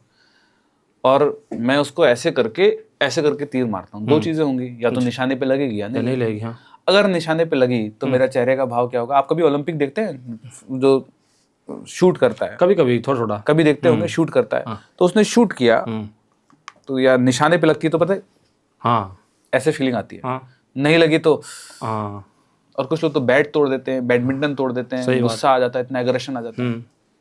मैं ये कहता हूँ, जिस पल जिस सेकंड आपके चेहरे के भाव निशाने पे गोली लगने के बाद भी सेम है, और निशाने पर अगर नहीं लगी तब भी भाव सेम है, उस दिन आप असली जीवन जीना शुरू करती हैं। धोनी साहब, क्योंकि आप रिजल्ट से जुड़े ही नहीं हैं। 1 करोड़ कमाना एक रिजल्ट है जो आप चाहते हैं। मैंने क्या कहा? रिजल्ट से तो जुड़ना ही नहीं है, आप जुड़े हैं उस प्रक्रिया से, जिस प्रक्रिया से 1 करोड़ आएगा। तो वो जो प्रक्रिया है उस 1 करोड़ की जर्नी की, उससे उम्मीद करो। रिजल्ट जो आएगा आएगा, देखा जाएगा, वो देखा जाएगा। मैं 4 पॉडकास्ट कर सकता था, मैं 5 कैसे कर सकता हूँ, इसमें उम्मीद करो। व्यूज आएंगे, मैं यकीन मानिए कई बार तो मुझे पता ही नहीं होता कि मैंने किसके साथ पॉडकास्ट शूट किया। अभी कल मैसेज आया 3-4 लोगों के, सर आपके पॉडकास्ट लाइव कर रहे हैं। मैं अच्छा, मैं इतने पॉडकास्ट शूट, मेरे को पता ही नहीं मैंने कितने शूट कर दिए, लाइव पेंडिंग में पड़े लाइव होने। ओके। अब मैं शूट करने के बाद इस उम्मीद में बैठा रहा हूँ कि कब लाइव होगा, कब आएगा, कब जाएगा, कब, तो भाई साहब मैं तो कुछ कर ही नहीं पाऊंगा। अग्री। तो आप प्रोसेस से सेंट्रिक होकर जीवन को जिए, ना कि रिजल्ट सेंट्रिक होकर। तो अगर रिजल्ट आपके हिसाब से आए तो ईर्ष्या, घमंड, एरोगेंस आपके अंदर आ सकता है, और रिजल्ट अगर आपके हिसाब से नहीं आया तो आपकी सेल्फ वर्थ घट सकती है। दोनों ही केस में किसका नुकसान? आपका नुकसान। तो आप देखते होंगे रतन टाटा जी, आप देखते होंगे इन्फोसिस के ओनर, ये जितने भी लोग हैं जिन्होंने, जो लेजेंड कहेंगे अपने फील्ड के, डाउन टू अर्थ कहेंगे, ये वो लोग हैं जो कभी अपने आप को परिणाम से जुड़े ही नहीं। ये हमेशा अपने आप को प्रक्रिया से जोड़े। सही बात है। क्योंकि परिणाम आपके हाथ में नहीं है, लेकिन प्रक्रिया और प्रोसेस आपके हाथ में है। राइट। तो ओवर थिंकिंग से ओवरकम करने का सबसे बढ़िया तरीका है रिजल्ट से दूर हो जाओ। तीसरी चीज है, stop chasing the perfectionism in your life. हमारा समाज एक गलती कर रहा है जी, और गलती ये कर रहा है कि हमारे समाज में ना फेलियर स्वीकार नहीं कर रहे लोग, नहीं कर एक्सेप्ट नहीं कर रहे। माता पिता अपने बच्चे के सामने हमेशा परफेक्ट दिखने की कोशिश करते हैं। बच्चा भी ये कोशिश करता है कि जो भी फैसले मैं लूँ वो सही ही होने चाहिए, चाहे वो एजुकेशन से रिलेटेड हो, कैरियर से रिलेटेड हो, रिलेशन से रिलेटेड हो, बिजनेस से रिलेटेड हो। मतलब शादी करूं तो वो शादी का फैसला सही ही होना चाहिए, इन्वेस्टमेंट करूं तो वो फैसला सही ही होना चाहिए, कोई एजुकेशन में कैरियर चुनूं तो वो सही ही होना चाहिए, मैं अगर कोई कारोबार शुरू करूं तो वो सक्सेसफुल ही होना चाहिए, फेलियर होना ही नहीं चाहिए। हर व्यक्ति यही कोशिश करता है। राइट।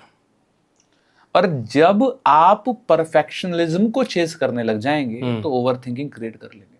इतनी ओवर थिंकिंग कि आपको आप उसी लूप में फंस जाएंगे। ओके। क्योंकि फेलियर का कोई स्कोप नहीं रखा आपने, गलती का कोई स्कोप नहीं रखा आपने। अब मानो आपको प्रॉपर्टी खरीदनी है, आप इतनी ओवर थिंकिंग कर लोगे एक प्रॉपर्टी लेने में। क्यों? क्योंकि आप ये चाहते हो गलती नहीं होनी चाहिए, फैसला गलत नहीं होना चाहिए। और ये आपकी गलती नहीं है, समाज की गलती है। समाज फेलियर को स्वीकारता नहीं। किसी का डाइवर्स हो जाए समाज कैसे देखेगा? अरे बहुत बुरी नींद जीना आराम कर देता है। अरे मर्डर कर दिया क्या किसी का उसने? नहीं बनी। मर्डर तो नहीं किया ना, नीले ड्रम में तो नहीं डाला, अलग ही तो हो गए। अलग होना बेटर है। किसी ने धंधा शुरू करा, नहीं चला तो क्या हो गया? आखिरी धंधा थोड़ी था। किसी ने कोई एग्जाम दिया, नहीं निकला तो क्या हो गया? आखिरी एग्जाम थोड़ी था। क्यों सोचें कि हर पल क्या होगा? क्यों सोचें कि हर पल क्या होगा? कुछ हुआ तो सही, नहीं तो तजुर्बा नया होगा। बिल्कुल सही बात है।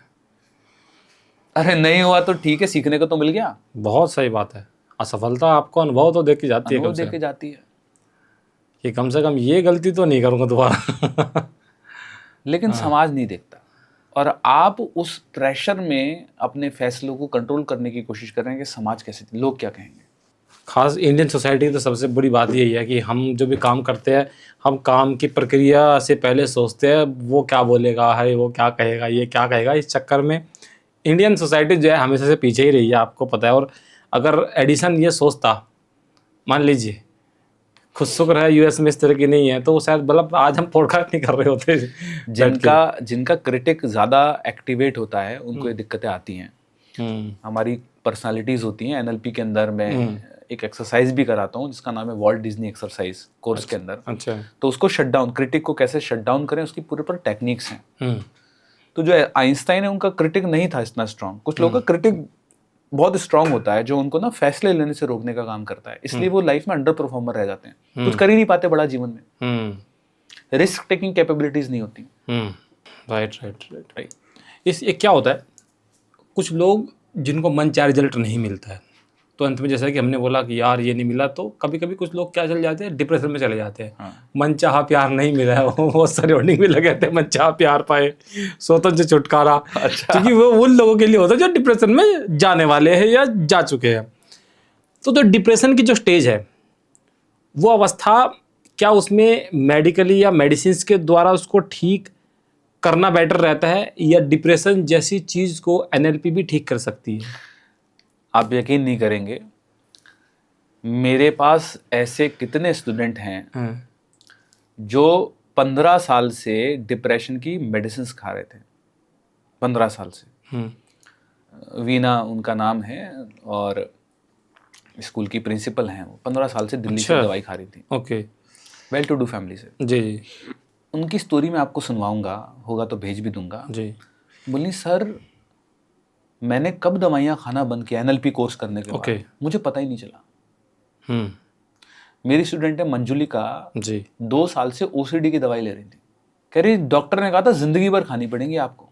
कह रहे कब खाना बंद किया पता ही नहीं चला। मेडिसिन डिप्रेशन का परमानेंट सॉल्यूशन नहीं है। मेडिसिन खाली आप उसको कुछ समय तक उसको रोक सकते हो। मैंने क्या बोला, एक्यूमुलेशन जब तक नहीं समझोगे बीमारी खत्म नहीं होगी। डिप्रेशन से तो और डिजीज बनेंगी आपके शरीर में, और डिप्रेशन की पिल्स खाने से और ऑर्गन्स पे इम्पैक्ट पड़ेगा, और अनहेल्दी 4 डिजीज और हो जाएगी आपको। ओके। 100% डिप्रेशन क्योर कर सकते हो एनएलपी से, 100%। ये ग्रेटिट्यूड इतनी पावरफुल है ना कि आधा काम तो यही कर देगी। 100%। कोई व्यक्ति 30 दिन भर ले इसको, 31वें दिन आ जाए मेरे पास और बताए कैसा लग रहा है, अलग ही अनुभव होगा, एक अलग ही अनुभव। कुछ लोग ऐसे भी होते हैं, जैसे हम अभी ये सोसाइटी के बारे में लोग बात कर रहे थे, उनके लिए मैं एक ट्रिक्स आपसे चाहता हूँ, एक टिप्स आप दे। लोग क्या कहेंगे जो सिंड्रोम है ना हमारी सोसाइटी में, उस लोग क्या कहीं चक्कर में जैसे कि हम वो प्रेशर में आ जाता है सामने वाला और वो परफॉर्म नहीं कर पाता, आपने बोला अंडर प्रेशर वो रह जाते हैं।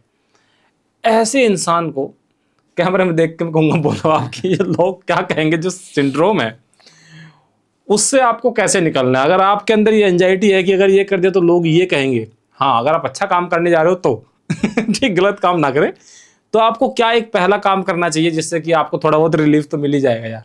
देखो, पहली चीज तो आपको ये समझनी पड़ेगी कि लोग क्या कहेंगे। अगर इस विचार से आप जीवन जी रहे हैं तो आप बहुत गलत जीवन जी रहे हैं। क्यों? क्योंकि लोग क्या कहेंगे ये काम भी अगर आप सोचोगे तो फिर लोग क्या सोचेंगे। सही बात वो उनका काम है सोचने का, उनको सोचने दो, पहला चीज। राइट। दूसरा चीज, लोग आपके पास आज की तारीख में इतना समय ही नहीं है कि आपके लिए कुछ कहें। ओके।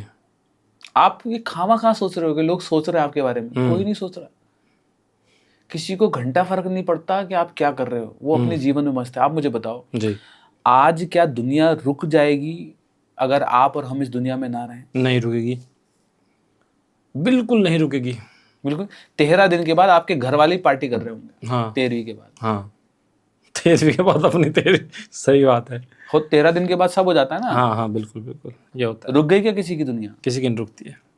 आप खामखा प्रेशर लेके जीवन को जी रहे हो कि दुनिया आपके ऊपर चल रही है, आपके कंधों पर है जी सारा दामोदार। कुछ नहीं है जी, आप सिर्फ रेंट पर आए हैं, आपका शरीर रेंट पर है, चला जाना है। तो ये प्रेशर के साथ मत जीजिए कि दुनिया क्या सोचेगी। दुनिया कुछ नहीं सोचेगी, पहली चीज। तीसरी चीज इसको समझिए कि जो व्यक्ति किसी भी मुकाम पर पहुंचा है, उस व्यक्ति को लोग तो कुछ कहेंगे ही। मतलब ये पार्ट ऑफ सक्सेस है, पार्ट ऑफ जर्नी है। उसको स्वीकार लीजिए, उसको एक्सेप्ट कर लीजिए और उसको आप एज अ फीडबैक लीजिए। दो तरीके से हैं, एक क्रिटिज्म लेना और एक फीडबैक लेना। अगर कोई कुछ कह रहा है, मानो मेरी कोई वीडियो के नीचे कमेंट आता है, कुछ भी कमेंट आता है कि तेरे तो दांत खराब हैं, ठीक है, मैं मानता हूं मेरे दांत खराब हैं, आई एक्सेप्ट टोटली, लेकिन मैं इसको अब कुछ कर तो सकता नहीं। कोई कहता है जी तुम गंजे हो, ठीक है मैं गंजा हूं, मैं मानता हूं। दिक्कत तब है जब आपके अंदर एक्सेप्टेंस नहीं है। आप अपने अंदर एक्सेप्टेंस लेकर आ जाएं। एक बार की बात है, एक हाथी तालाब से नहाकर निकला, बिल्कुल साफ सुथरा होकर। तो रोड पर वो जा रहा था अपने झुंड की तरफ। बहुत सारे सुअर पिग्स रास्ते में आ गए, कीचड़ में सन हो गए, ताने देने लगे, अरे तू तो किसी नाम का हाथी है, किसी काम का हाथी नहीं है, तेरे अंदर तो कोई गट्स नहीं है, तू तो कुछ कर नहीं पाया, और ऐसा वैसा। और वो हाथी अपने झुंड में गया वापस जाकर। तो झुंड में पता चली कि जी इसकी बहुत मजाक उड़ी है, सुअरों ने बहुत मजाक उड़ाई है इसकी। तो उसके सरपंच ने बुलाया, बोले जी तुम्हारी नाक कटवा के आया। तो इतना ताकतवर, इतना शक्तिशाली, इतना बलवान, एक पैर रखता हम मर जाते। तो बताए वो हाथी क्या बोला, मैं जानता हूं मेरे अंदर कितनी ताकत है और मैं एक पैर रखकर उनको कुचल सकता था, लेकिन अगर मैं पैर रखता और कुचलता, पैर गंदा हो जाता, तो मेरा पैर गंदा हो जाता।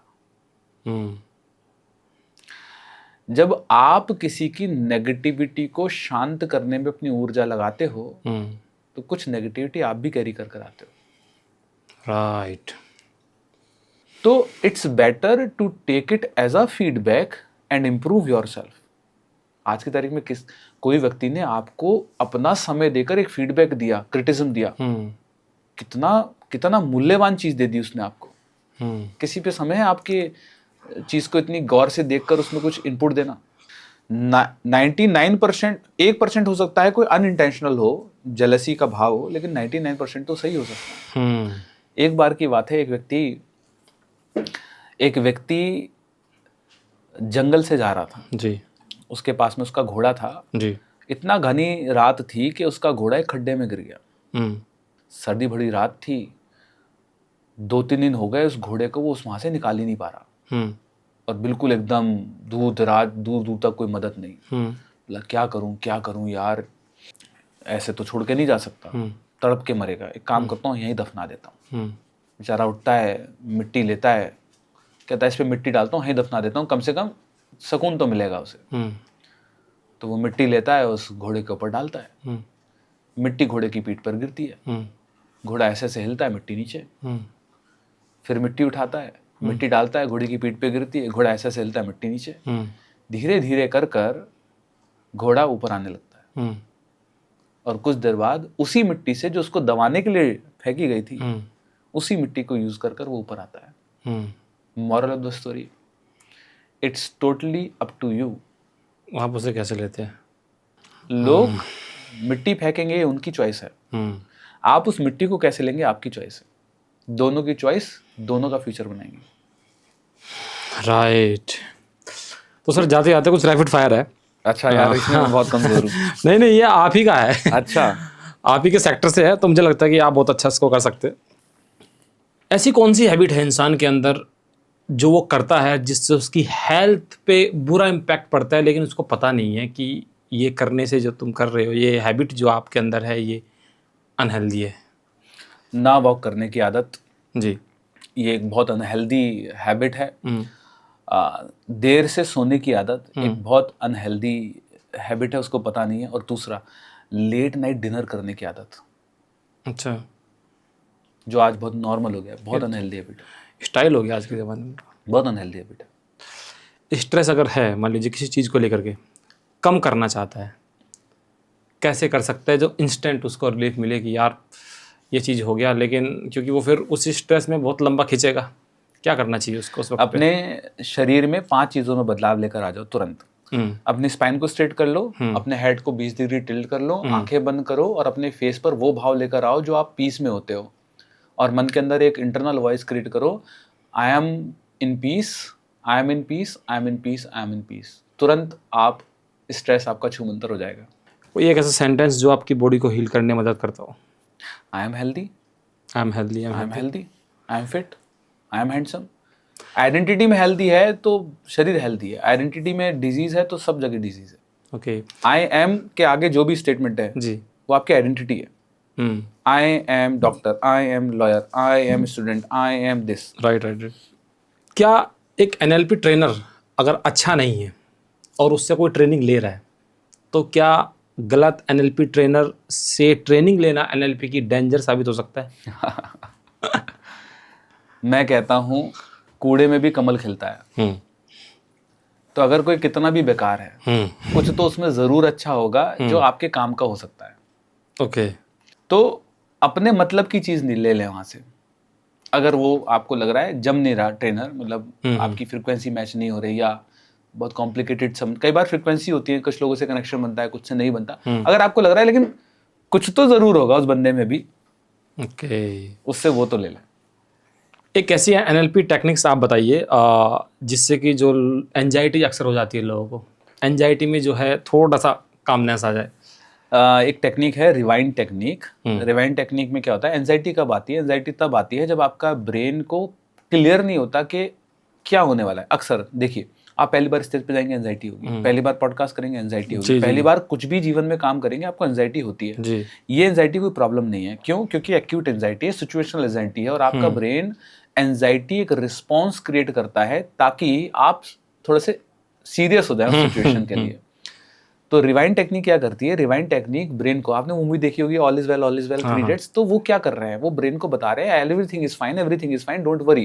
तो रिवाइंड टेक्निक में हम क्या करते हैं, वो जो सिचुएशन है उसको रिवर्स में देखो। मतलब आप स्टेज पे स्पीच दे रहे हो, उसको देखो, विजुलाइज करो, लोगों की तालियां देखो और उसको विजुलाइज करो कि हाँ लोग आपके लिए ताली बजा रहे हैं, अप्रिशिएट कर रहे हैं, ये कर रहे हैं।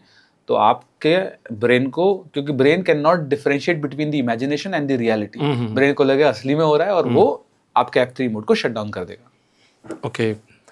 एक एनएलपी टेक्निक उन लोगों के लिए जिनका कॉन्फिडेंस बूस्ट हो जाए इंटरव्यू में जाने से पहले या एग्जाम सेंटर में जाने से पहले, जो मैंने अभी आपको बताई ना, उसके लिए पीस वाले के लिए 5 चीजों में बदलाव: internal voice, facial expression, your breathing patterns and your posture, okay, और फेशियल एक्सप्रेशन। ये 5 चीजों में बदलाव लाइए, विद इन 30 सेकेंड कॉन्फिडेंस आ जाएगा।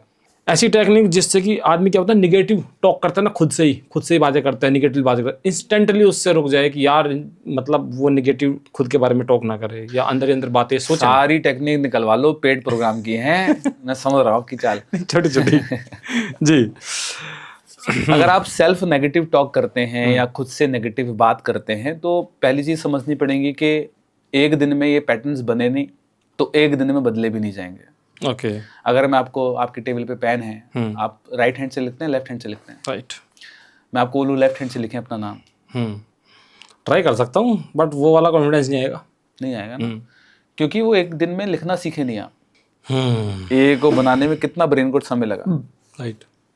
तो ये असंभव है कि आप वो जो सेल्फ टॉक, नेगेटिव टॉक के पैटर्न हैं, आप with in 5 minute, 5 second, 10 minutes के अंदर उन पैटर्न को बदल लें। ये असंभव है, क्योंकि ब्रेन की लैंग्वेज, सबकॉन्शियस माइंड की लैंग्वेज है रिपीटेशन। जब तक आप रिपीटेडली उसको प्रोग्राम नहीं करेंगे, वो चेंज नहीं होगा। अच्छा, ओके। तो रिपीटेडली करना पड़ेगा आपको। ओके। तो नेगेटिव पैटर्न्स को बदलने के लिए आप क्या कर सकते हैं, उनको कैसे चेंज कर सकते हैं? सबसे पहले आपके पास में क्लैरिटी होनी चाहिए। 3 चीज़ें हैं जो आप करें। अपना गोल निर्धारित करें। गोल कैसे गोल निर्धारित कर लें, अपना वाय निर्धारित कर लें। आप इसको ऐसे समझ सकते हैं, आप इसको ऐसे समझ सकते हैं, आप इसको ऐसे समझ सकते हैं कि अगर एक है वेलोसिटी और है वेक्टर वेलोसिटी। वेक्टर मतलब डायरेक्शन। तो जब तक आपके ब्रेन के पास में दिशा नहीं होगी, वो एनर्जी कहीं ना कहीं तो चैनलाइज होगी। राइट।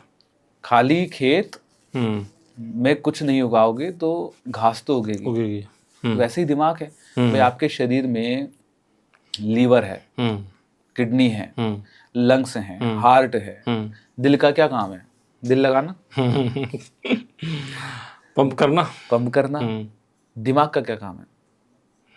दिमाग के बहुत सारे काम, फील, इमोशन और लॉजिक, आई थिंक।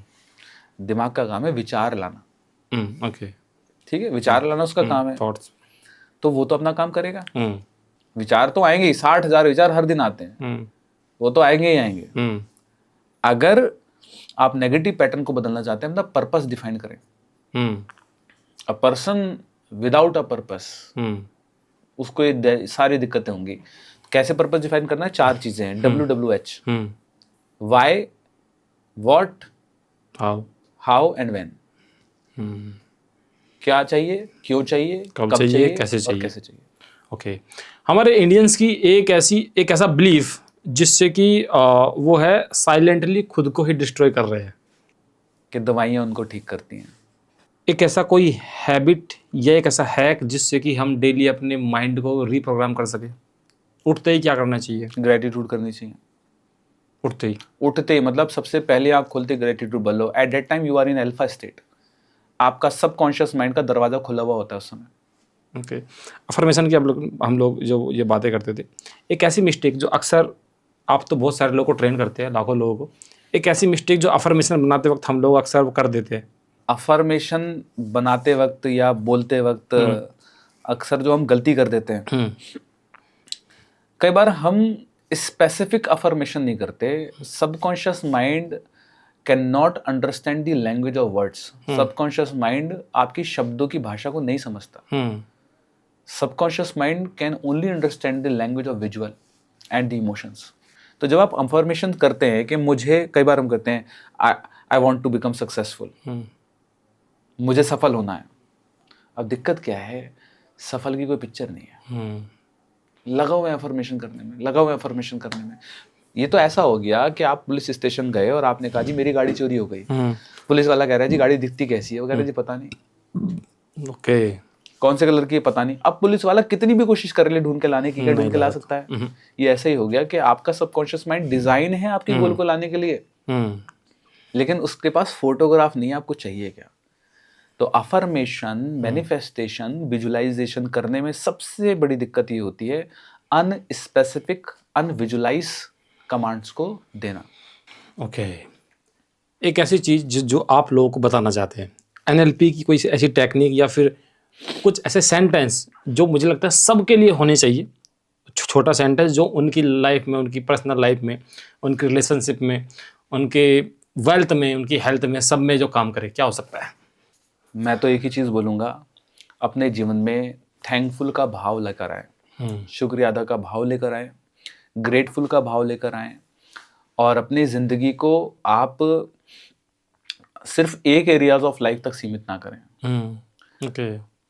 हर एक चीज़ का इम्पोर्टेंस ज़रूरी है। पैसे का भी ज़रूरी है, तो आपके हेल्थ का भी ज़रूरी है। ओके। और आपके रिश्ते भी उतने ही ज़रूरी हैं। अपने परिवार को भी टाइम दें, अपनी सेहत के लिए भी टाइम निकालें, अपने जॉब के लिए भी टाइम निकालें, अपने काम के लिए भी टाइम निकालें, एक बैलेंस क्रिएट करें। जी। क्योंकि अगर इन 4-5 में से किसी में भी अनबैलेंस आया तो बाकी की 3-4 लाइफ पे इम्पैक्ट करेगा। ओके। और सीखने पर ध्यान दें। आज की तारीख में पॉडकास्ट हैं, इतना घर बैठे बैठे आप सीख सकते हैं। हमारे टाइम में तो कुछ भी नहीं होता था। हम तो जाते थे, हजारों किलोमीटर ट्रैवल करके जाते थे, इन शिक्षाओं को लेते थे, पैसे खर्च होते थे। तो अगर आपको लगता है कि मुझे अपने सबकॉन्शियस माइंड को रीप्रोग्राम करना चाहिए, तो उनके लिए आप किताबें पढ़ें। अगर लगता है कि एनएलपी में आपको इंटरेस्ट आता है तो एनएलपी को सीखें, समझें, या और कोई टेक्निक आपको लगती है, लेकिन इन्वेस्ट इन योरसेल्फ, अपने मेंटल पैटर्न को बदलें। Okay, so thank you so much, आपके प्रति बहुत बहुत धन्यवाद। थैंक यू, बहुत मजा आया। और ये ज्ञान वही कि एक बात है ना कि मन के हारे हारे मन के जीते जीत, लेकिन मन को हारने ही ना दे, उसको स्ट्रोंग कैसे बनाया जाए, उनके लिए हिमांशु सर जैसे लोग होते हैं कि कैसे आप अपने जीवन को एनएलपी के माध्यम से जो है वो आप उसको स्ट्रोंग बना सकते हैं। और अगर आप भी हिमांशु सर से जुड़ना चाहते हैं तो आप इस वीडियो में कमेंट कर सकते हैं, आपका जो इन्विटेशन है उन तक पहुंच जाएगा।